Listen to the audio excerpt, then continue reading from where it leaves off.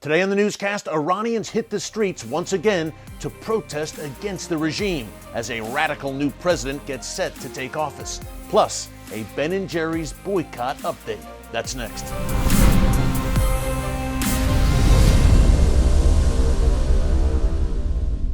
Hey folks, Erick Stakelbeck here. Welcome to the Watchman Newscast. The Biden administration has made very clear that it wants to re-enter that disastrous Iran nuclear deal and re-engage the Iranian regime. It was doing just that until recently in Vienna, where U.S. officials and Iranian officials were holding indirect talks about re-entering that nuclear deal. Those talks are on hold now till at least August 5th.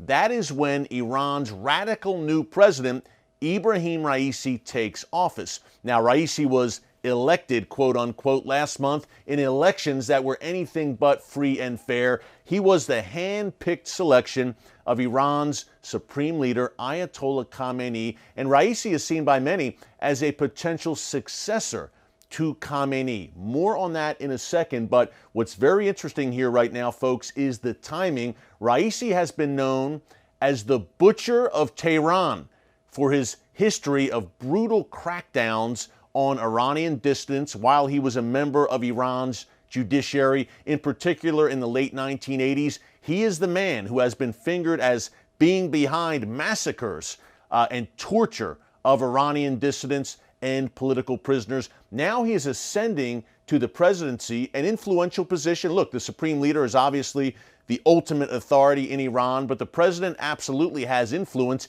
in particular if he's close to the supreme leader, as Raisi is. But the timing, it comes amid the backdrop right now of continued protests inside Iran. Now, these protests have been going on off and on since at least 2016. Iranians taking to the streets to protest over everything but electricity shortages to now water shortages in the province of Khuzestan in southwestern Iran, which is a majority Arab province, which is interesting in and of itself. Iran is obviously a majority Persian country. If you didn't know this, folks, Iranians are not Arabs, but there is an Arab minority living inside Iran, and Khuzestan is one of the main places where they are based.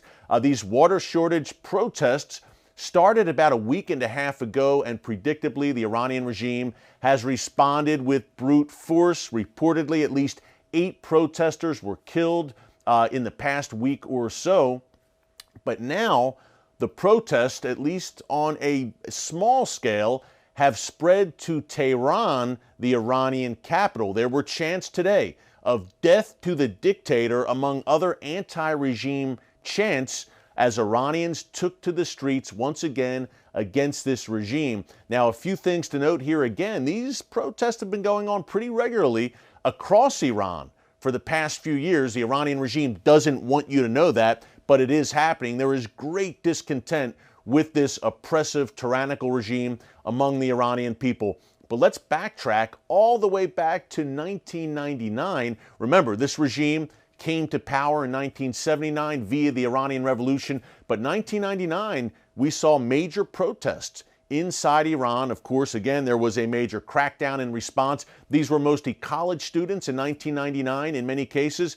Fast forward to 2009, these may have been the biggest protests, or they certainly were, since we have seen since the Iranian Revolution. At one point, during the Green Revolution in May, June 2009, some 1 million Iranians took to the streets demanding for the ouster of this radical regime. Now, again, Iran's Revolutionary Guards Corps, its Basiji militias, responded with brute force, cracking skulls, quite literally, and eventually the protest petered out. One very unfortunate side note about those protests in 2009 where, hey, the regime, folks, was teetering on the brink during the Green Revolution for a moment there. 1 million people in the streets. This is nothing to joke about. So the regime was in serious trouble, and President Barack Obama was in office here in the United States, and many Iranian dissidents who I spoke to during the protests and in their aftermath said, "What gives? Where is America?" They weren't looking for military support, nothing like that. They were looking for moral support. This was a tear down this wall moment and Barack Obama took a pass. He quite literally said, "We don't want to be seen as meddling." You didn't have to meddle. All you had to do was make a strong statement, just pledging American support for the Iranian people. That never came. From the moment President Obama took office, he was hell-bent on entering some sort of arrangement or deal, a grand bargain, as they called it, with the Iranian regime. That's exactly what happened in July 2015, about 6 years ago, almost to the day when that Iran nuclear deal took effect. Now, President Biden and his foreign policy, his policy vis-a-vis Iran, is essentially a third Obama term, but you could say it's even worse in many respects, because in the 6 years since that Iran nuclear deal was struck, Iran's behavior has become even worse, if you can imagine. Who knows what's going to happen with these current protests? Again, they began in the southwestern majority Arab province. Now they're in Tehran. Will they spread? Will they grow bigger? Will people start saying, hey, wait a minute, we don't want Raisi taking office? It's a possibility, but once he is in, folks, again, this is a hardliner, a true radical Iranian revolutionary, and he has shown again and again in his career in Iran's judiciary that he does not accept dissent on any level. So something to keep an eye on here, a close eye, the internal unrest inside Iran. Wouldn't it be great if the Iranian people were able to cast off this barbaric regime that has kept them down and oppressed them for decades now? We'll wait and see. Another thing to keep in mind, and another thing to keep in prayer, Iran's Christians. There are some 1 million Iranian Christians, most of them worshiping in underground churches right now, and they are a target of the regime. Keep them in prayer as well. Hey, before we go, a quick update on that Ben & Jerry's Israel boycott. We talked about it last week here on the newscast. You can check it out here in our archives. Ben & Jerry's, the Vermont-based ice cream company, announced that they would no longer do business. They would no longer sell their products in eastern Jerusalem or the biblical heartland of Judea and Samaria in Israel. The response was fierce. Boycott the boycotter is what we said right here on the Watchman Newscast. And now U.S. states, and Israel has been saying to their U.S. allies, hey, and the United States in general, hey, help us out here. Send a message to Ben & Jerry's, because if this catches fire, Ben & Jerry's, their boycott is successful, and other woke left-wing companies get similar ideas, it could hurt the Israeli economy. It's a movement called BDS, that's short for boycott, divest from, and sanction Israel. So in the United States, we have now Texas, Florida, and a few other states are taking a serious look at this. They have anti-BDS, anti-boycott Israel laws in those states. And right now they're saying, wait a minute, is what Ben & Jerry's, is what they're doing here violating the law of our state? Now, I do not endorse many products here on the newscast. You know that if you watch me on a regular basis.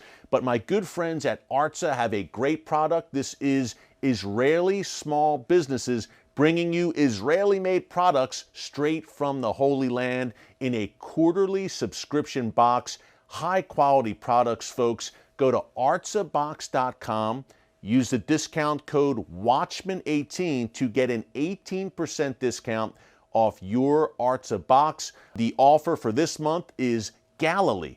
Products handcrafted, handmade in the Holy Land in Israel's Galilee region, coming right to your doorstep in a beautiful Artza box. Hey, you're fulfilling the biblical mandate to bless Israel by blessing Israeli small businesses at a time when they could really use it. Plus, you're hitting back against this boycott Israel BDS movement. You are sending a message by buying Israeli-made products and supporting the Israeli economy. Take advantage of that 18% discount, artzabox.com. Last programming note, tomorrow, that's July 28th already, it's almost August, we have a Watchman Newscast live stream right here on our YouTube channel from 4 p.m. to 5 p.m. Eastern Time, 1 solid hour.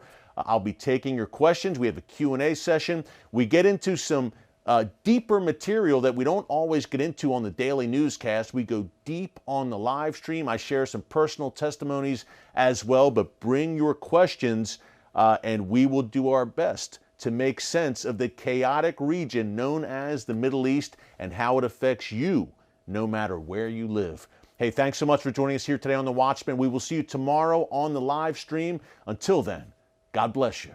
And remember, never hold your peace. Hey everyone, thanks for checking out the Watchman Newscast. If you enjoyed this episode and want to see more, make sure you go ahead and hit the like button, click subscribe, and tap the bell icon to turn on notifications for new Watchman Newscast episodes every weekday.